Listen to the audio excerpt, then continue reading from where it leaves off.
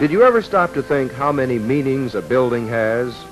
Even just a common, ordinary building means so many yards of earth to be moved, so many tons of steel, so many miles of electric wiring, water pipes, and so on.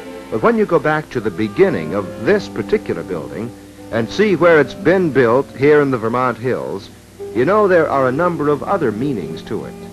One reason, of course, is pretty clear. Just by a look around inside the building national life has used since 1922. They aren't exactly sitting in each other's laps, but not far from it, that's for sure.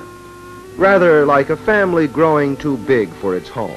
A lot of businessmen would say, maybe we've outgrown the hills of Vermont. Maybe we'd better move into one of the big cities, nearer to the center of things.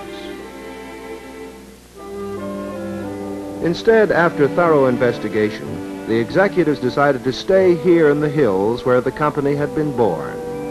And you know, the decision takes the construction of this particular building out of the realm of the ordinary.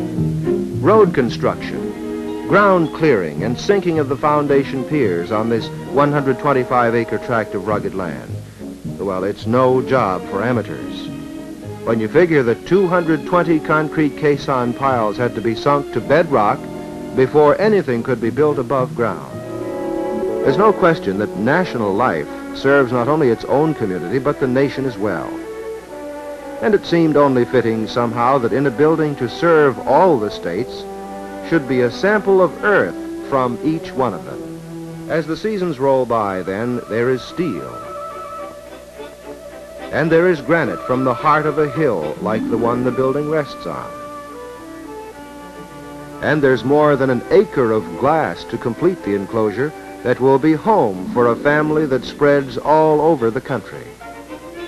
Floor space, 250,000 square feet in the 5-story portion and 45,000 in the wing.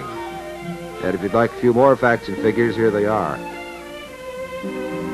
Electrical service, 3,375 motor horsepower, 19,200 lamps, 3.5 acres of luminous ceiling, just to mention a few items.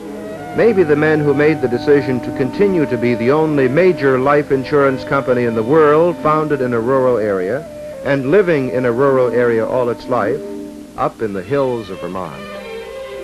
Guess they're pretty able businessmen after all. Not a bad crowd to tie in with if a man has a chance. Can't help feeling that if a certain party of 100-odd years ago could ride by this doorway, a party by the name of Dr. Dewey, I mean, he'd feel that the future of his company and his people is in mighty good hands here in this building hewn from the hills. Yes, sir, I'm sure he would.